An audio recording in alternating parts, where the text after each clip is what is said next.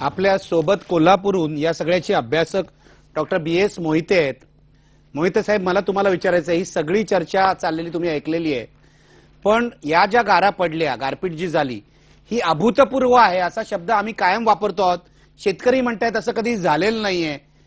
तुम्ही एक शास्त्रज्ञ म्हणून काय सांगाल की हे का होतंय आणि यावर उपाय काय, काय खबरदारी घ्यायला पाहिजे? निखिलजी नमस्कार. नमस्कार. आजचं अपडेट करतो मी.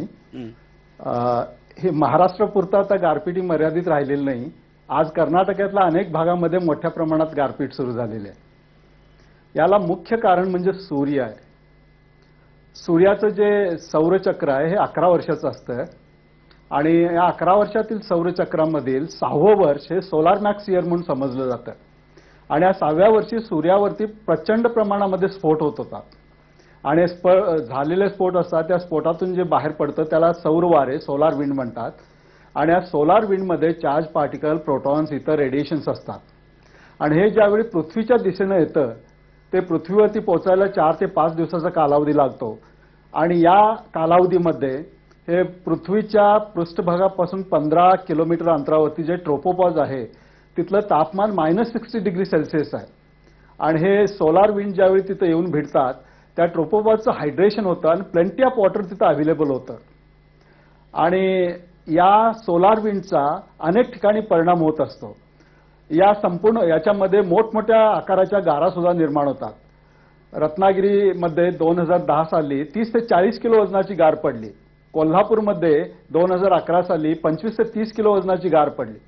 काल पंढरपूरमधील शेळवे येथे अनेक मोठ्या आकाराच्या गारा पडलेल्या आहे. जवळ 2 ते 2.5 फुटाचा खच पडलेला असं रिपोर्ट आलेला आहे आणि आज कर्नाटकामध्ये 4:30 वाजता चिक्कोडीमध्ये प्रचंड प्रमाणामध्ये गारपीट सुरू झालेली आहे आणि हे सोलार मॅक्स वर्ष असतं.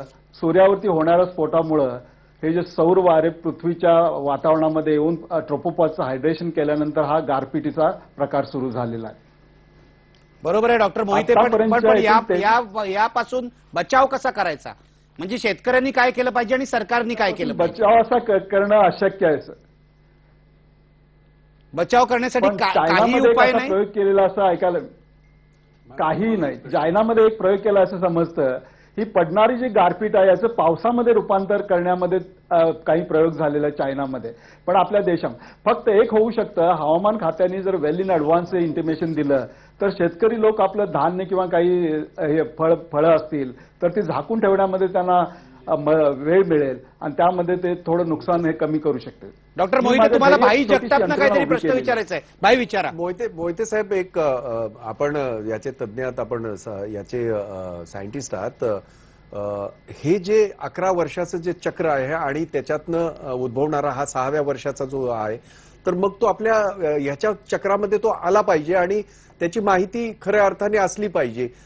जसं आपण सांगताय, हो, मला असं वाटतं की मग कुठेतरी आपलं हवामान खातं जे आहे त्यांना ही माहिती असली पाहिजे, कारण त्यांच्याकडनं अपेक्षा हीच असते. त्यांनी इशारा कसा नाही आणि त्यांनी इशारा देणं आवश्यक होतं, कारण तशा प्रकारचा कुठचाही इशारा किंवा कसलीही ज्याला प्रिकॉशनरी आपण हे म्हणतो असं काही झालं नाही. वास्तविक आपण जे म्हणताय की तिथून निघणारे जे सौर बीम आहेत किंवा ते किरणं आहेत ते पृथ्वीपर्यंत पोहोचायला जे काही 5-6 दिवस लागतात तेवढा जरी अवधी मिळाला असता तर कमीत कमी जीवितहानी आणखीन ह्या बाकीची हानी टाळता आली असती असं मला वाटतं. कुठेतरी हवामान खातं आपलं कुठेतरी मागे पडल्यासारखं वाटतंय एकंदरीत आपल्या सगळ्या ह्या विश्लेषणावरनं. जगताप साहेब, माझ्याकडे आज संध्याकाळचा रिपोर्ट आहे India meteorological department, earth science department आणि पुण्याच्या वेधशाळेचा सुद्धा. त्याच्यामध्ये त्यांनी कुठेही असं सांगितलेलं नाही की आज गारपीट होणार आहे, पण आज कर्नाटकामध्ये झाली, काल पंढरपूरमध्ये झाली. याचाच अर्थ हवामान खात्याकडे यंत्रणा असून सुद्धा हा जो डाटा इंटरप्रिट करण्यासाठी जी शास्त्रज्ञ लागतात किंवा एक्सपर्ट लागतात त्याची मला कमतरता वाटते. मी एक उदाहरण देतो. मी माझ्या घरी 2005 साली एक यंत्रणा उभी केलेली आहे ज्याच्या माध्यमातून वेल इन ॲडव्हान्स मी थोडंसं इंडिकेशन देत आलेलं आहे. 2007 ते 2013 पर्यंत मान्सूनचा पाऊस कोणत्या महिन्यात कोणत्या आठवड्यात सुरू होणार आहे आणि तो 100% तंतोतंत खरा ठरलेला आहे. मोहिते साहेब, मग 25 आपल्याला ही गोष्ट फेब्रुवारीला जर माहिती सूर्यावरती होती, मोठा- आपण आपल्यासारख्या यांनी शास्त्रज्ञांनी सुद्धा मला असं वाटतं की शासनाला कळवायला काय हरकत नव्हती. म्हणजे आपल्याला ही सौर ऊर्जेचं हे जे चक्र जे आहे ते माहित होतं. म्हणजे हे प्रत्येकाने करावं, ज्यांना कुणाला ही गोष्ट माहिती आहे त्याने खरं तर ही आपत्ती टाळण्यासाठी जे काही करता येईल ते करावं, असं मला असं वाटतं. की आपण अशा प्रकारच्या काही सूचना कुणाला दिल्या होत्या का, किंवा सरकारला काही लिहिलं होतं का? यापूर्वी मी अनेक पत्र गव्हर्नमेंटला पाठवली, कदाचित ती कचरा पेटीमध्ये गेलेली असणार आहे. शक्यता आहे. 25 फेब्रुवारीला ज्यावेळी सूर्यावरती स्फोट झाला तर विद्यापीठातील रिसर्च स्टुडंट्स, काही प्राध्यापकांना ही सूचना दिली की येणाऱ्या 3-4 दिवसांमध्ये अवकाळी पाऊस आणि गारपीट सुरू होणार. त्यानंतर 4 तारखेला मी एका वृत्तवाहिनीवरती होतो, तिथल्या अँकरनी मला प्रश्न विचारला, हे असं किती दिवस सुरू होणार? त्याचवेळी मी त्यांना सांगितले की पुढचे 5-7 दिवस तरी हा प्रकार सुरू राहणार आहे. परत आज सूर्यावरती 2 स्फोट झाले, काल परत 12 एक्सप्लोजन्स झालेले आहेत. याचा परिणाम कदाचित येणाऱ्या 5-6 दिवसांमध्ये आपल्याला बघायला मिळेल. आणि हे सगळे इन्फॉर्मेशन अनेक वेबसाईट वरती उपलब्ध असताना आपले शास्त्रज्ञाचा का उपयोग करून लोकांना खरोखरच आहे, खरोखरच डॉक्टर मोहिते, हा खरंच प्रश्न खूप आहे. चांगलं पण मला एकच सांगा आपल्या शेतकऱ्यांच्या माहितीसाठी, मग मी गोपीनाथजींकडे जाणार आहे, की आणखी किती दिवस हे होत राहणार आहे? तुमचा काय अंदाज आहे? पुढचे अजून 4-5 दिवस तरी गारपीट ही सुरू राहणारच आहे. ठीक आहे, पुढचे 4-5 दिवस गारपीट सुरू राहणार आहे. काय करणार आहे, कसा मार्ग काढणार आहे, हा शेतकऱ्यापुढे प्रश्न आहे. पण गोपीनाथजी, कसा मार्ग काढला पाहिजे, काय सांगाल? निखिलजी, मुळामध्ये आपल्या हवामान, हे जे शास्त्रज्ञांना मोहित्यांना प्रश्न विचारतायत जगताप, मूळ म्हणजे आपलं हवामान खातं जे आहे ते ॲडव्हान्स टेक्नॉलॉजीचा वापर केला पाहिजे. नव्या शास्त्रज्ञ नेमणुका केल्या पाहिजे, नवे शास्त्रज्ञ त्याच्याशी जोडले पाहिजे.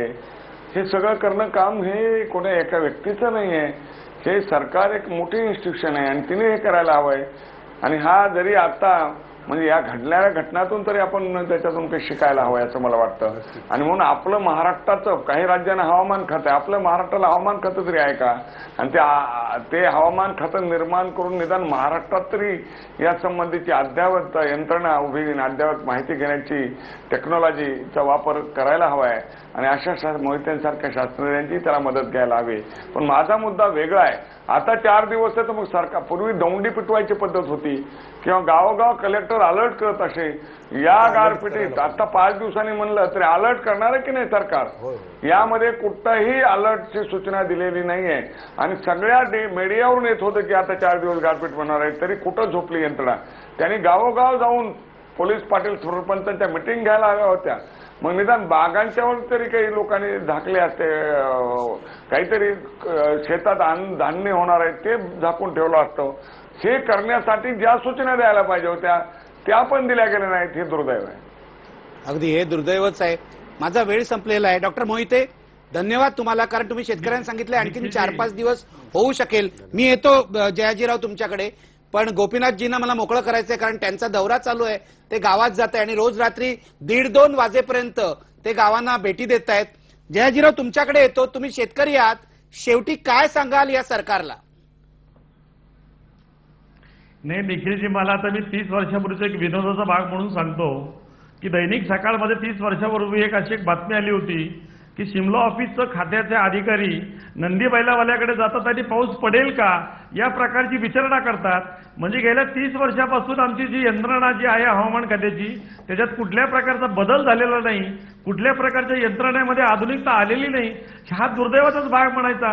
सुनामी आल्यानंतर आम्ही सुधारलो नाही, भूकंप आल्यानंतर आम्ही सुधारलो नाही, दुष्काळानंतर सुधारलो नाही. आणि सगळ्यात महत्वाची आता जे बाब सांगतो, इन्क्रिसॅटने असं सांगितलेलं आहे की महाराष्ट्रामधील 17 जिल्ह्यामध्ये कधी प्रचंड वादळ येणार आहे, कधी दुष्काळ येणार आहे आणि कधी विपत्ती येणार आहे. याच्यावर चर्चा व्हायला तयार नाहीये. याच्यावर सरकार चर्चा करणार आहे की नाही? सरकार डिझास्टर मॅनेजमेंट काही निर्णय घेणार आहे की नाही?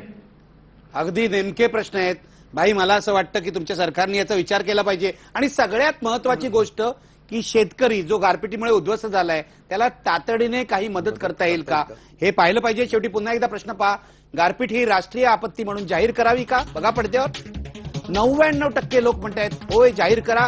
आणि माझी महाराष्ट्रातल्या सत्ताधारी आणि विरोधी सर्व राजकारण्यांना विनंती आहे की निवडणूक पुढे जाऊ शकते, निवडणुकीच्या कार्यक्रमात वेळापत्रकात बदल होऊ शकतात, पण आधी शेतकऱ्याची काळजी घ्या, कारण अशा प्रकारे उद्ध्वस्त झालेला शेतकरी मतदान करू शकणार नाही आणि ती लोकशाहीची चेष्टा ठरेल. धन्यवाद. पहा फक्त IBN लोकमत.